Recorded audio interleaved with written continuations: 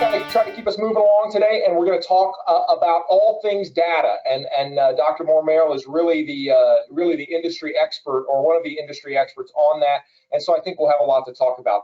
I am going to, pardon me as I kind of look off screen here, I am going to read Dr. Moore-Merrell's bio, just because I want everybody to be really in tune with what all she's kind of bringing to the table. Gloria is a doctor of public health and a data scientist who spent 26 years leading the research division of the IFF before retiring to lead the International Public Safety Data Institute. Dr. Moore-Merrell began her career as a paramedic in the Memphis Fire Department in the late 80s and remains a fire-based EMS advocate. She serves on the ISFSI Board of Directors and consults with fire departments throughout the world on how to more effectively use their data for decision making. So Dr. Moore-Merrell, thank you very much for being with us here today. And anything else you'd like to add kind of on your background, or what kind of brought you to enjoy presenting on this topic? I think you wrapped it up there. I tell you, I'm one of those geeky people who think data are sexy. So if nobody on this call is like that, we'll try to bring you along as we go. So data being a fun topic, and I often talk about if you love it, you'll always love it, and you find the excitement and the knowledge, in the data. So it's not always the numbers, it's the information that we can glean from it that I think makes it so exciting. So Brad, with that, we are ready to get rolling. Okay, absolutely. So I think some of the things that we wanted to talk about today that we put out in some of the teasers is not only, when people think data, a lot of times I think they think of response times and GIS and all of those kind of response-driven data points. But there's a lot to be garnered from data as it relates to training, right? So what are some applications of using data as it would relate to someone in a training officer or instructor role? Some of the things that you found that could be beneficial from that perspective. Yeah, and I think when we first started talking about doing this session, there were really two perspectives, and you just hit on them. One is looking at data from an operations perspective, and really how can we leverage that in that arena, but also training our recruits, training officers to better understand data. So I think maybe, Brad, training on data and that understanding is one perspective, and then using data to decide on what you will train, right? And being able to really target, particularly in service training, officer training, things like that you can target based on information, whether it's your incident information, your responses, your performance information, any kind of benchmarking that you meet or don't meet, but also some supplemental data sources that exist as well that really bring some information, to light to help us decide for subject matter, for example, for training. So I think we could go down, either of those paths, if you will. One, looking, at how do we train on using data, because I don't think we do that very well. And then also, how do we use data to determine on what we train? Does that make sense? Yeah, absolutely. And so maybe we could kind of run the gamut throughout the organization on that. What does a new recruit, how could that possibly apply to what they're learning in the initial stages of their career versus a mid-level person in their career and up to the upper echelon of the department, as far as what they would need to know about how to use data and how they would go about obtaining that knowledge. Absolutely. So I don't know, is anybody a visual learner besides me? I do have a couple of, I'm going to talk through some of these things, but I'm happy to throw some slides up too. It's up to you guys. I know this is normally just sort of a roundtable, but if that's helpful, you guys just let me know. But I think a day in the life of a fire department is something that we can talk through. Oh, okay, Brad, so I'm assuming somebody made me a presenter, so I'm going to go ahead and share if that's okay. Yeah, I did. I made you a presenter, and I think sharing your video is fine. Yeah, absolutely. Okay, all right, so let me just, let me see if you guys are seeing what I'm seeing here. Hold on, let me get into a presenter mode. I was throwing it out there and then I wasn't ready. So apologize for that. There we go.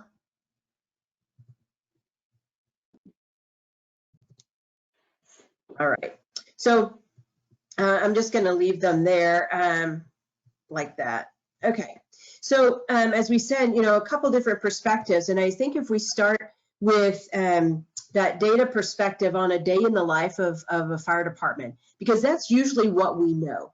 And I think if we started with our recruits and training them just a little bit more on how valuable data are. I know in our law enforcement, counterparts, this is one of the first things they deal with, right? Is how invaluable your information that you glean from an incident response and your interaction with other people, that data, and now, they have video and data and all of these things that they are amassing. So we need to do the same. Our data is just as valuable to the fire service. So if we look at, our common data sources that we have now, what we would typically, go to, our real go-to is what? It's our response time, right? It's call intake, processing, maybe turnout time, travel time to the call. And so our go-to is what we have and what is easy.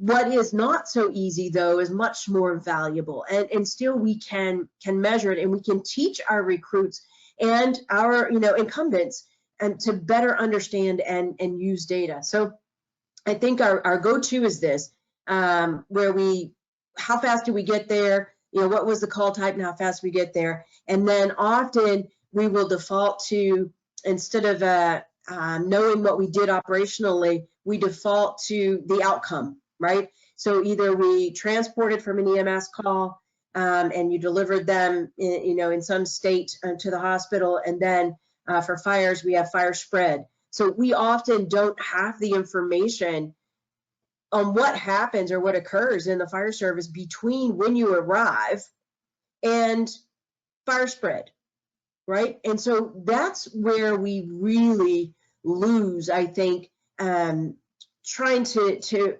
show our value, because that's exactly what law enforcement does. They know everything. And again, the body cams and all of that is helping. But we have got to do better about what we do operationally. It would help us tactically with training. It would help us understand exposures. It would help us in many other aspects of the fire service. But we typically will default always to what is easy. And then our primary data sources that we go to, as we just talked about, are these that we all know, right? So you've got your 911 call center data. You've got your often computer-aided dispatch data that's doing some sort of a dump into your records management system. We've all got our incident data that we can look at, and then of course your training data, whether you use Target Solutions or some other vendor. So these are the kinds of things that are our primary data sources, and so we know how to tally. We do that well. We know how to summarize, and we know how to to add things up and give a report, maybe even a couple of, charts here and there. What we don't do well is go beyond that. And these summary data don't really do us justice, and us being the fire service, or you as training officers, it doesn't do you justice to know where is best to engage. And so if we stay on this line of just training on data for a moment, and then we're gonna move to that training piece, or gleaning on what you should train. Some of these secondary data sources that I want you just to start to think about. So if you as a training officer, or even operations, that you begin to think through, where are there other data sources? Not just the easy ones, not just your go-tos, but where are there other, information points? So your pre-incident planning, obviously there's some data there. You have information on risk and hazards, particularly in your first two areas. Our fire investigation reports, that's a data source. How often is it that, and we might think about it, but the action of actually doing it, combining those two sources, how often are we taking fire investigation reporting and getting that out to, if you don't do it in your stations, if you've got a separate bureau that does your investigations, then how often are you sharing that back with the stations in those areas where you've done the investigation? So, you know, that kind of assuring that we share the information we have. And then anywhere that we have, you know, maintenance records, apparatus records, and we don't really leverage a lot of that when it comes to, you know, budget time or, you know, whatever else we might be, you know, needing to compile information to make a case. And so these are just some secondary sources that I wanted you to kind of think through. And if we're training recruits, then on what do we need them to understand, you know, for basic data sources? And if we were to say, then let's talk about sources of information that's perhaps outside, you know, what we are accustomed to dealing with. And all of you know GIS, obviously. We've done a lot of GIS over the last 10, 15 years, and it really has been, you know, helpful to us in the fire service in understanding our response capabilities, our geographic distribution of our stations and our assets for response. But we also need to look at it from, you know, again, telling our value in the fire service. And that's where I go back again. Everybody, as you train them up through recruit school and beyond, they need to understand how important it is that we let decision makers know what we do. Because you can't just wait to budget time and then, you know, try to make your case for a new station, a new piece of apparatus, a new, you know, PPE, increasing crew size, whatever it might be. We have to understand, particularly fire chiefs, that you really are in that political role, whether you like it or not. And so understanding and being able to translate your data to a geopolitical framework and telling them what happens in their geopolitical environment is huge. Understanding, you know, your battalions and what happens in your first dues. Often we have, you know, leaders that treat the department, your department, as if every station in every first due area is the same. And we have to staff alike across, you know, every apparatus, and we have to respond the same in every first due area. And that, you know, couldn't be further from the truth. This is where data on your risk and hazards, on your vulnerability. I don't know if any of you have ever heard, I'm going to talk about it in a second, the Social Vulnerability Index is another data set that we can leverage. And I'll tell you more about that in a second, but I just wanted you to think through, what do you have beyond your incident data? And there's so much. Shifts. How many of you know that A, B, and C shift are different? And those who have D shift, they're really different. But, you know, we all have personalities, but do shifts matter? Of course they do. Can I analyze data by shifts and look at performance? You should be able to, right? And see, were we seeing differences in turnout times by shift? Are we seeing it by battalion, right? These are things that we can leverage the data. And again, in training, where are they going to learn, you know, recruits and their first, you know, they get it in recruit school and they get it in the first station from a captain, how they behave, right? How they respond, jumping on the apparatus, fast, slow, or they're going to mimic what they see and what they're taught. So understanding even the shifts, that kind of information and how people perform helps you to identify where we need to have more training, maybe some you know, better performance in those kinds of areas. And then the last one that I'll mention here is weather. And we don't often think about weather unless it is a big weather event, driving call volume. So I want you to think about weather and how weather even affects training, right? How many of you suspend training for, you know, really, really cold or really, really hot? If we've got a major national, you know, natural disaster happening in, you know, some part of the area, then that's going to affect training for sure. But it also affects your response, doesn't it? Do you have surges in the system? Or even if it comes down to a day-to-day situation where weather affects call volume and things like a wind-driven fire, right? So you didn't have a massive weather event, but you've got some high winds, there was a fire, and now we've got, you know, something that has gotten out of hand, and it was weather driven that it got out of hand. It had nothing to do necessarily with the response. And so these are the kinds of things that if we tell the whole story, it really requires more than just your incident data to be able to do that. And so we're all familiar, and again, just as far as training on data, I think we've got to do better about, you know, all the different data sources and the tools we have at our disposal.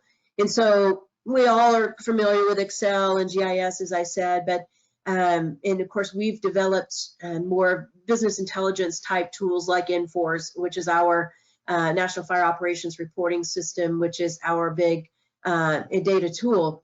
But also, as I said to you, things like looking for community risk reduction and mobile integrated health data and things like that, that really provide some more information for you to be able to look at it in context of your everyday within the fire department. And then the bigger things, and we talked about this a minute ago for law enforcement, but I think the bigger situation with the body worn cameras, or whether or not it might be sensor driven. You guys know that NIST already has sensors that can be on a nozzle, so that when you open the bail, we know when water is flowing and how much, right? So if we can capture that time using sensors, and so going forward, these are some of the things that we should be able to do, then we're going to get water on fire times. And now we've got, you know, much better information about our, you know, when we intervened to stop the risk, right? So we've always talked about having, you know, good water on fire information. So issue-driven situations also in our day-to-day life in the fire service, and often that's things like, you know, a station location, and we can layer data to be able to show us where to better put a new apparatus or move something around. I know Delray Beach, for example, if you know Delray Beach, Florida, they had a large special operations unit, and it was located on, they have a big railroad track that runs right through the city, and it was on one side of the railroad track. And after they were able to really assess data about its response, because it was always, you know, long response times everywhere it went, it was really, you know, long. Well, they looked at the data, realized that most of the call volume is on the other side of the tracks, and it was inevitable that trains, you know, get in the way constantly. So little things, I mean, it's like that should be more, you know, commonsensical, but nobody had ever looked at it. And so being able to layer your data and have a look at, you know, what is happening. So I know, and Brad, please jump in, because when you turn me on, sometimes I just keep talking. So no, that's fantastic.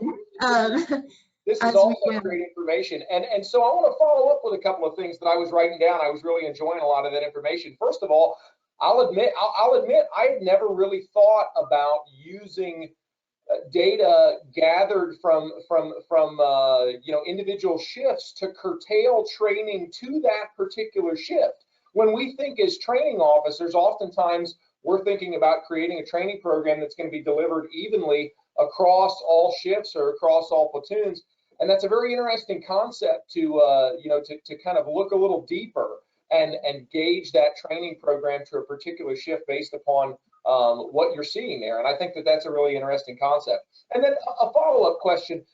Everybody's familiar with NFIRS, and sometimes people are less familiar with the Enforced system. And I know that there are different components in there that are more specific to tasks. And so is there data in there that can be kind of directly correlated to training? For example, time to do this, and then that identifies a weakness, or time to do this, and that identifies a weakness. Is there a way that particular reporting system can drive training? Absolutely. That was almost like you were setting that up, because I'm just going to show you a couple of dashboards that have exactly, and you know, that's something that has thwarted us for a long time, is to be able to call out that kind of detail to help us understand on how to train. So think through when you guys have done training, and let's move to more incumbent training. So recruits, are recruits, but in service training or regular drills, you end up checking off a list and everybody's got to complete this drill. Well, what if the drills are on something that some of those, responding crews do literally every day in their first due area? So they don't really necessarily need to train on that. So looking at the data and the types of calls that they already make, right? If they are getting that, then what are they missing? So it begins to shore up so that you have a better holistic, responder, because we are looking at not only what are they doing in practice, and then where do we shore up what they are missing in the field. Does that make sense? Yeah.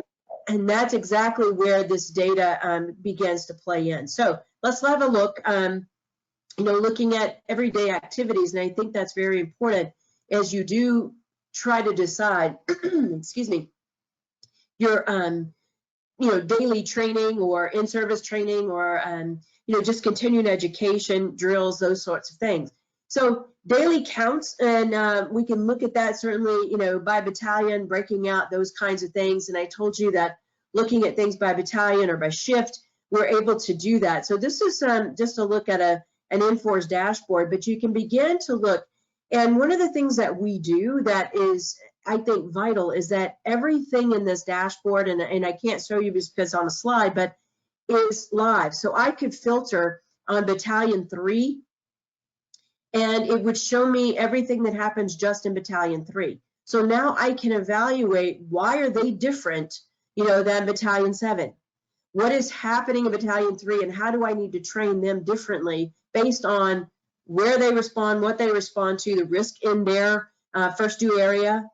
If you think about, things like geographic, restriction, or are they going to be isolated for a while? Are they in an area that it's going to be a while before a second or third due unit gets to them to supplement? So I need to maybe train them differently because they're going to be by themselves for a little bit because they're further away from others, right? Or is it that, they make more EMS than anybody else, and so they got that down pretty well, but they need to, be, caught up in perhaps, rescue or hazmat because they don't make a lot of that. And so being able to identify where they are delinquent in the types of calls that they make. And so any of these, like the pie chart there with the arrow, I could click on that red piece of pie and it would update and just show me Battalion 3. So that has been something that we've really worked hard to make sure that you can drill down, or Battalion 5. I'm so small I can't see it, but just to be able to drill down and look at these details within the department from an operations perspective. One of the other things that we do is try to break it down by individual responder. So even down to, and I've got here whether it's call type or exposure potential. So what I'm showing you here is actually COVID responses by individual firefighter. And this data is actually from Columbus, Ohio. And what they learned when they started looking at just breaking down their COVID responses is how many of their responders are having a much higher probability of exposure based on which unit they ride. And so you begin to think about that. Now that's just, for COVID exposure, but think about that.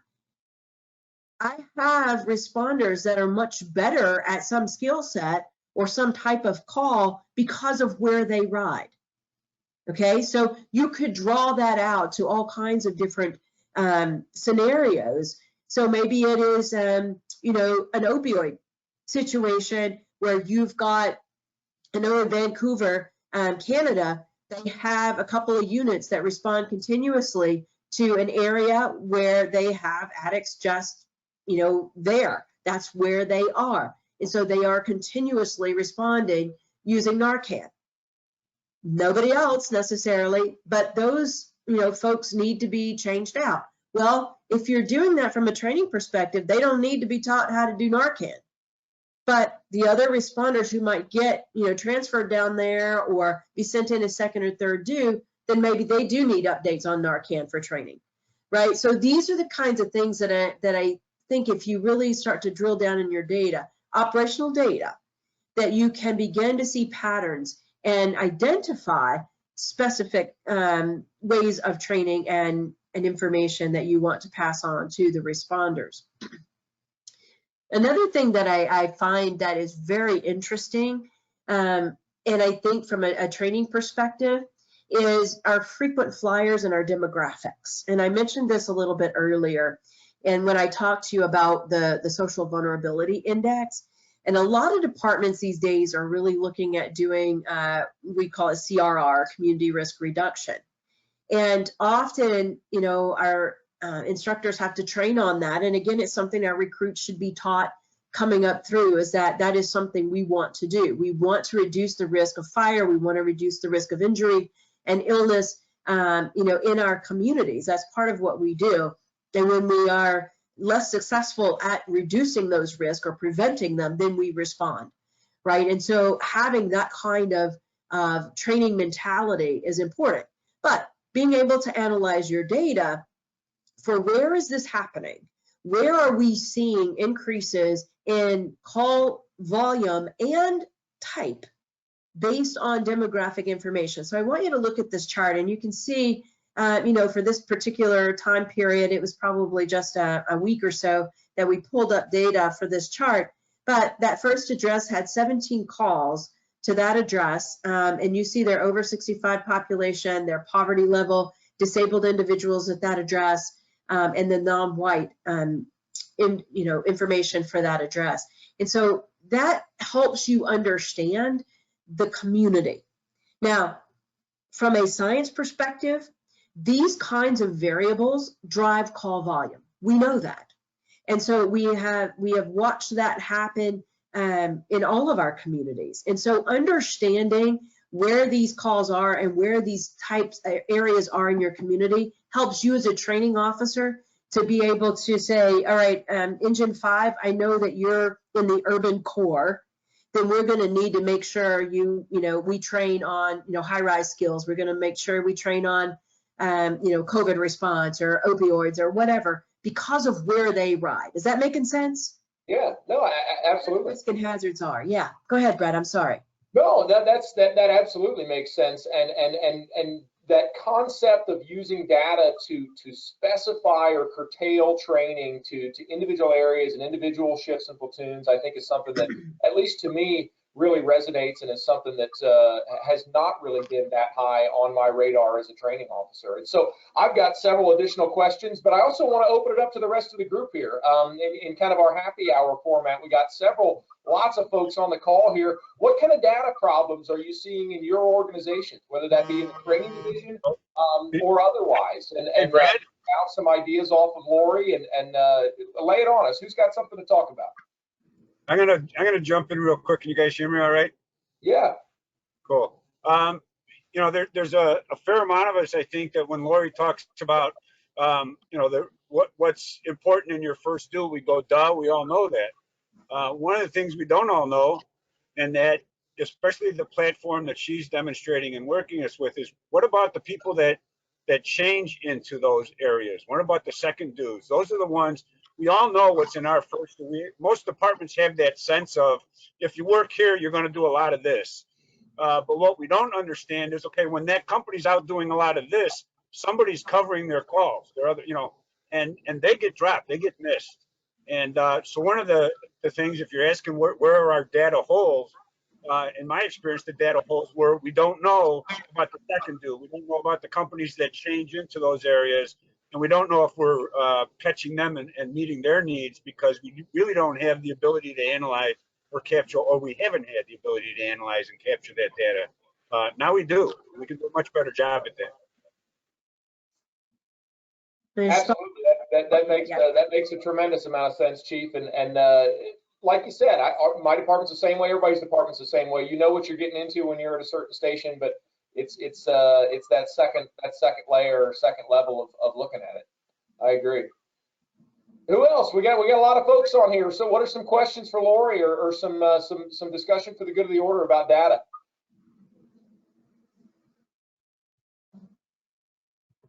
We're gonna have a quiet group today, huh? All right. Well, if that's the case, then Lori, I'm going to ask you my next question. I'm sorry, Mary, go ahead. You unmuted. I was just going to point out another example from my department, which was a long time ago, but one time I was on light duty, and in light duty, nobody knows what to do with you. And so I thought, I'm going to be here for a while. I need some good projects. So I went to some of the people in the department that I knew had wore a lot of hats. And our PIO is the person that ended up taking advantage of my offer. And she said, would you go through our reports and give me a breakdown of where our injuries are coming with children? She said, we put all of our training time into stop, drop, and roll, but she said, I suspect there are other places we should be directing our efforts. And so as I went through, I don't remember how many years she had me go back, but it identified that our biggest issue with childhood injuries was from bike accidents and the need for bike helmets. And so it led her to have us, create some programs in her division for training, for focusing our training on wearing bike helmets. And this was in the mid 90s. So, that's probably pretty standard now, but it was another example that relates, Lori, to what you're talking about. Yeah, absolutely. And that's a great example. I mean, the same thing. Think about seat belts, think about car seats, think about even masks, think about the COVID vaccine, right? So all of these things where training or education has become so important. And as training instructors, it's not always just about what they're going to be responding to. Sometimes it's about the people they're responding to. Sometimes it's, we're going to be, I think, caught up in, unfortunately, a lot more of the continued civil unrest. We're going to be caught up in a lot more of what we have, unfortunately, again, rearing its ugly head in our country, that I think sometimes it focuses on, law enforcement response, but inevitably our people are going to be responding in an integrated fashion. And so I think as training instructors, we've got to not just our normal day-to-day, but if you are not doing, and I've got a couple maps up there, if you're not looking at your community vulnerability, where you have segments in the community that are disenfranchised or impoverished, where you have, the potential for unrest or, threat-based situations, then I don't think we're all, doing our jobs. We've got to prepare our people using intelligence and what the potential for that kind of response. So I just wanted to throw that out and see, as you look at these maps, you'll see this is the one on the left is an incident heat map. And so the one on the right then shows you some hot spots for particular types of incidents, those sorts of things. So it's just a tool. And if you begin to weed out and call out incident types by neighborhood or by first due, again, that's an area for you to have some intelligence, know how to better train. And as Chief Van Dorp said, making sure your second and third due units going in there to cover are also prepared for those types of risk and hazards. Yeah, it's kind of a sidebar thing, but Mary, something you said struck me as funny. Not that it was funny, but I saw something on the internet the other day, some meme on some social media website, I'm sure, but it talked about with the amount of emphasis placed on stop, drop, and roll as a child, I assumed I would be on fire more as an adult. And it just kind of drives home that concept of, are we really focusing our messages in exactly the right areas? So Lori, I'm going to kick another question back to you.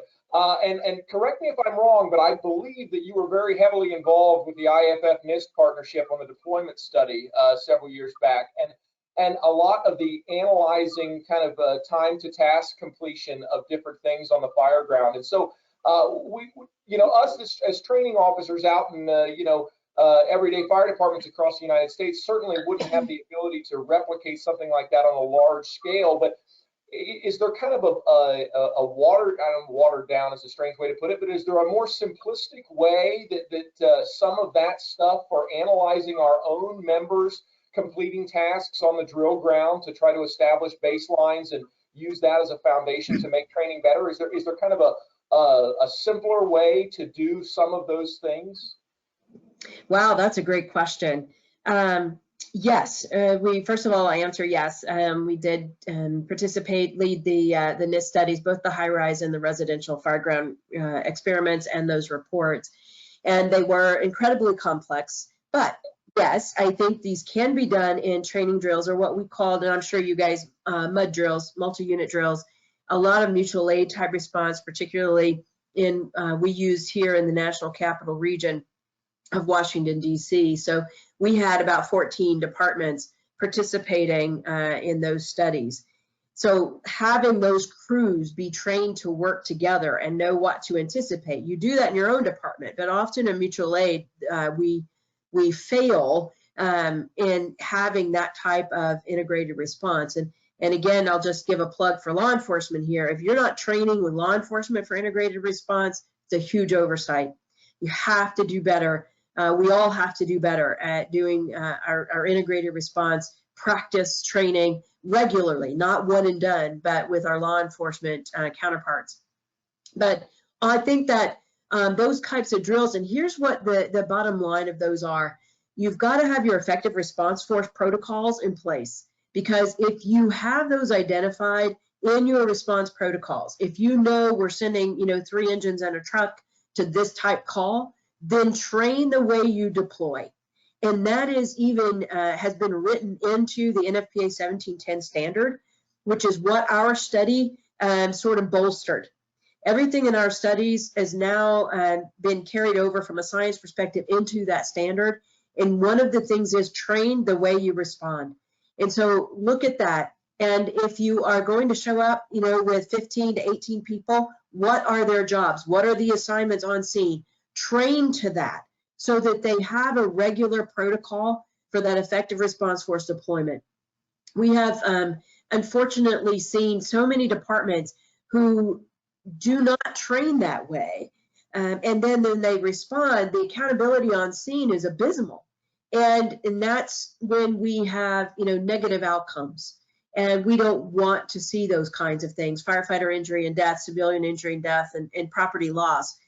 Those are often the negative outcomes that we have when we don't practice and deploy appropriately. So I would say to you, make sure that your departments, that you as a training officer know the protocols for deployment, not just what is, engine 1 going to do, but how many engines are on this type call. Where are they, where are they going to engage? Right bucket, left bucket, officer, right? So down to that level, and I'm sure most of you already do this, but that's what we did through those experiments, is to have very specific tasks for each firefighter arriving on that first engine, the second engine, the first truck, the third engine. And they knew when they arrived what their task was going to be. It was wrote for them, right? It was automatic. They did not have to wait necessarily for an incident commander to not just decide, right? It was already known. And forgive me if I'm talking and you guys, yeah, we all do that, but from my experience, that's not the case. Often it's by the seat of your pants in some departments and how they deploy, where others are very rigid and it's very well done. So I'll give you those two extremes and say to you that if you've got that kind of protocol, you've got your effective response force protocols, that's how you can train and make sure that you are following those in your training sessions the same way you deploy. Nice.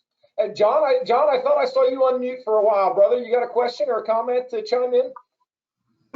Yeah, I was just going to make a comment about, not only is our own data important as far as training and operations, but my area it's the fastest growing area in the state of Alaska. Not that that means anything to people that live in the United States, but to us that's huge. So I kind of look at other people's data in a way to forecast what I should be training for in the future, and that really helps me tremendously, where I can actually get a hold of that and see, what is the what's the call volume like in in a place that has 200,000? What are the types of those calls?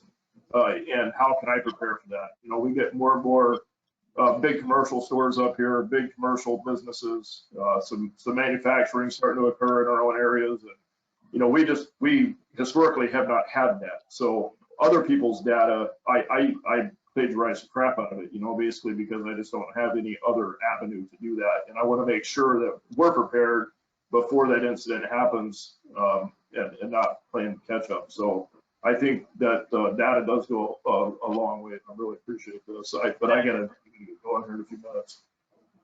Yeah, John, you Brilliant. something that we don't usually know we even have access to, and that's nationwide data. We most of us don't even think it exists. Lori, could you speak to that and fire cares and the work that's being done to make that data available to everybody? Absolutely, happy to. So if you all have not seen your department's Fire Cares page, and maybe you didn't even know about Fire Cares, but Fire Cares stands for Community Assessment Response Evaluation System. That's what the CARES stands for. And Fire Cares really just looks at, it's a big data system that helps you to assess the risk. And do you guys mind if I just bring it up really quickly? Go for it. So bear with me 1 second. So Fire Cares, and you can get to it from our website as well, but I'll just put in Boston. Every fire department, though, in the country has a Fire Cares page. So your department has one.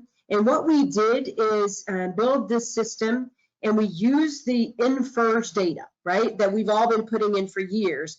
And the problem is, and you'll see here in Boston's page, you've got their stations, you've got their jurisdictional response borders.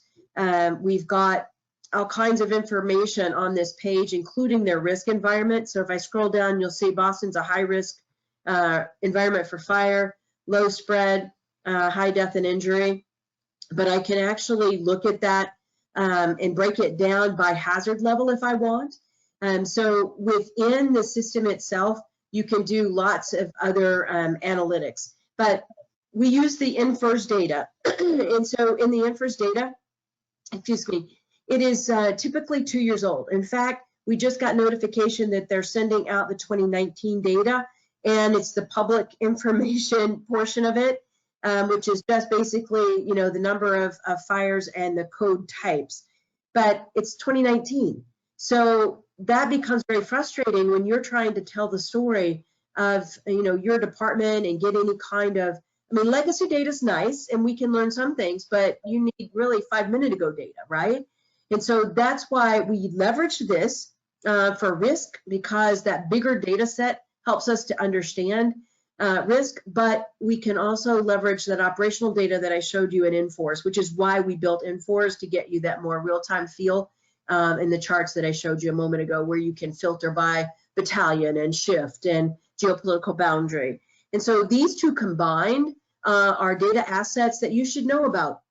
But go into Fire Cares, get yourself a login. Have any trouble, please reach out, let me know.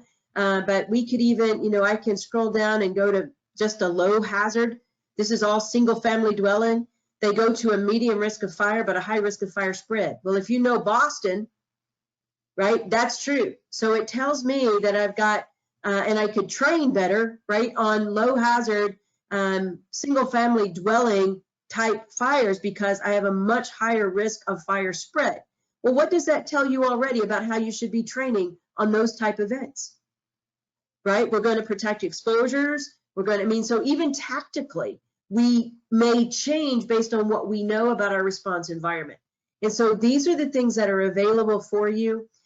We also have in Fire Cares a good bit of parcel information. And so what I mean by that is that you can drill down into your first due areas. So I'm just going to drill down in the map and show you, but I want you all to go into Fire Cares and you'll be able to see. So there's some parcels that are loading now, you'll see them, but they're color coded. And in Fire Cares, if I just click on the parcels, then I'm going to get more information, right? So you can see anything we know about that building is already in the system. So again, if you're trained by first due or second and third due units going into a particularly high hazard area, then you've got some additional information there that you can make available to your responding crews or for pre-plans. So that's why we built this, so that it would be available for you. So there are a lot of assets in Fire Cares. Same thing for their effective response force capability in Fire Cares. I'll just turn off the parcel so that'll work. So that you can begin to see all of these different assets. But yeah, any of that is available to you. And so, Lori, am I correct in remembering, do I remember this correct, that in Fire Cares, you can play with what happens if I close a station? Is that capability there? Yep, you're right on. Yeah. If we go, and what, yeah. how about if I now get a if I'm looking to try to anticipate what the impact of a senior care center, a memory care center, or something will have on my run volume. I mean, I can go in and try to tell my political betters, well, that's going to impact it, but they're going to ask for data. And can I find that data in Fire Cares? Not necessarily in Fire Cares. So what we would need to do, that's going to be more in the old, I mean, we would need to look at the legacy data, but for that address, first of all, and then do some comparisons to, other those type facilities, and then look at where you're locating it, combine that with the risk. Now, some of the risk environment, yes, it's going to come out of here.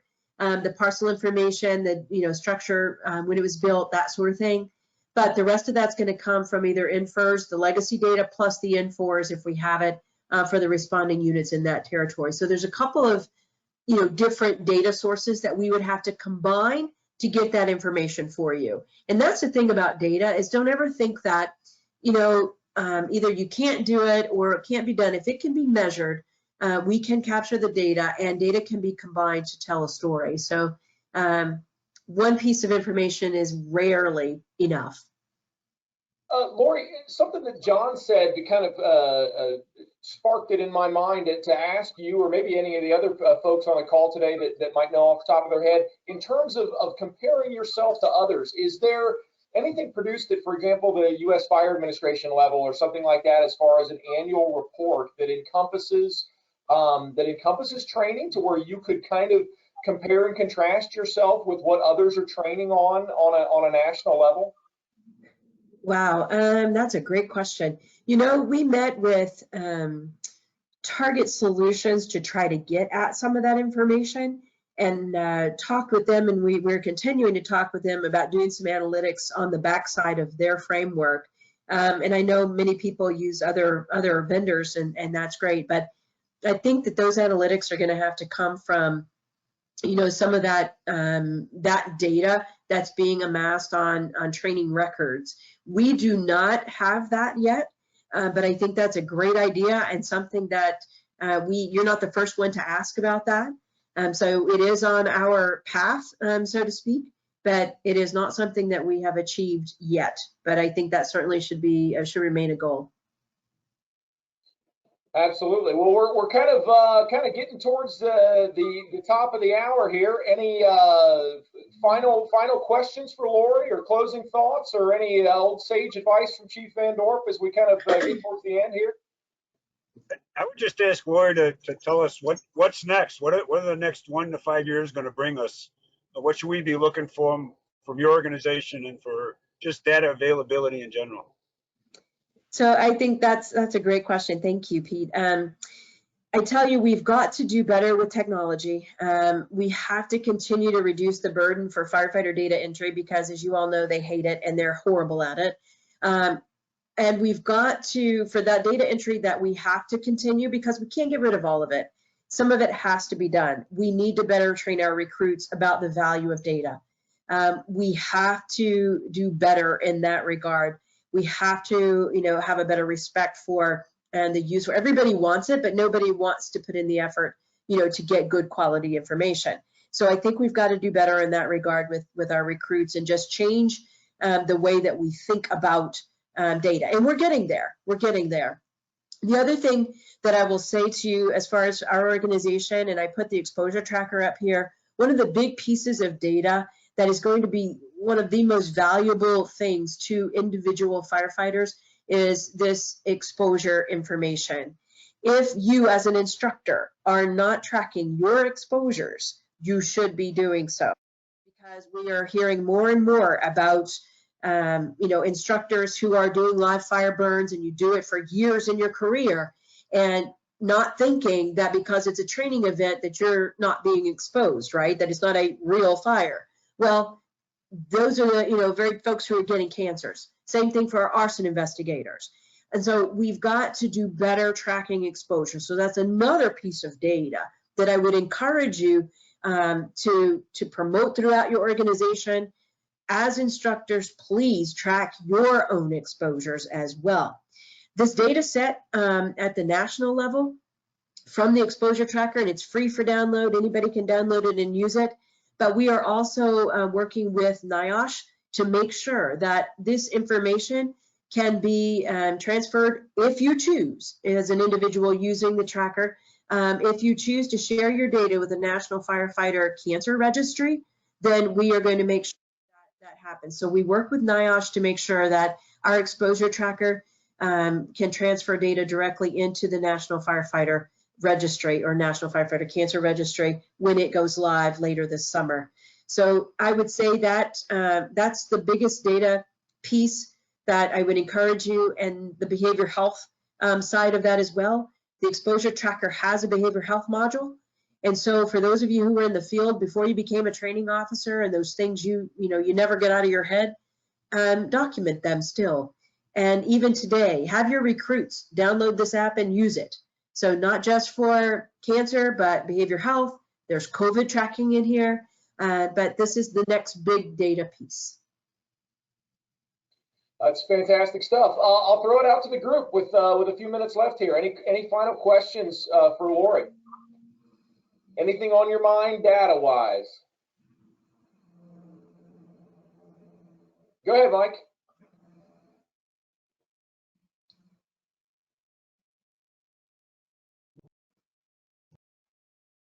You're muted there, brother. I'm trying. Good. Am I good now? Yeah, you're good. Yeah, one thing to just not forget about is data even within your own organization. I recently did a written test that evaluated our driver operator skills. And if you can kind of see this, green are driver operators that perform well on the test. Yellow would be probably average. But what really jumped out is down here. These are driver operators that are actually out driving, pumping, that aren't actually performing well when testing. And not too surprisingly, a lot of these individuals were people that have been doing this job for 10 or 15 years. And it kind of gets back to talking about responses. Those individuals are great if they're pumping a single line room and contents fire. But when we test them on pumping high-rise fires or something that they're not doing is pointed out, they're not doing well. So it goes back to conducting testing and evaluation in your own organization to generate data, which then could tie into other things too. But I think that's one thing as instructors, are we doing testing and evaluation and trying to get objective data, or do we just assume because someone is doing the job, they can actually do it? So I would throw that one out there too. Absolutely concur. Performance evaluation is huge. And that can be from, like you said, testing and evaluation, or even if you can capture the operational information about performance during live operations. So you're spot on. All right, well, I think we've had a fantastic go of it here. Dr. Lori Moore-Merrell, thank you very, very much for being on with us today. An absolute pleasure that you joined us for this ISFSI Happy Hour.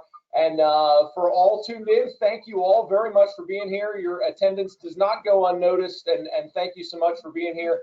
And we will do it again first Wednesday of next month. So thank you all very much. Lee, anything else on our way out?